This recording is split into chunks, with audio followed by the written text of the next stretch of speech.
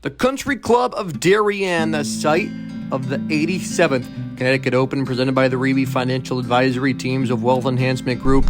And round two action was just as exciting as round one. As your round one leader, Peter Ballo, he'd have a bit of a roller coaster round two, but he'd go on to shoot a 1 under 70. That's good enough for 7 under and a tie for second going into the final day. And he's going to be tied with the young Ben James. And James, he would shoot 6 under in his round to move to 7 under for the tournament, as James would find birdies on 5 of the last 7 holes. As James will be definitely in the mix and playing in that final group, who will tee off at 9:50 tomorrow morning. And leading that final group is going to be a local boy we talked about yesterday, Ben Carpenter.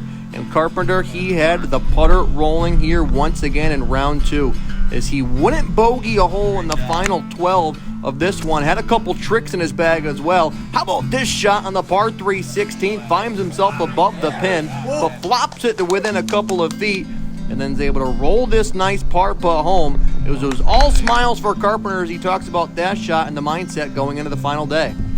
Actually, before playing, I was on the chipping green kind of practicing those shots from the thick rough, kind of just flopping them a little off the toe to take some speed off it.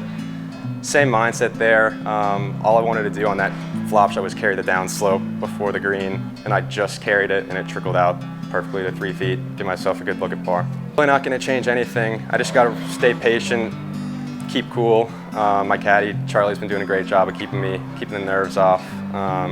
Yeah, I'm just going to try and stay patient. If I come off to a slow start, I come off to a slow start. If I come off to a hot start, I come off to a hot start. We'll see how it goes, but I'm just going to stay patient. There you see how the final leaderboard shakes up after round two.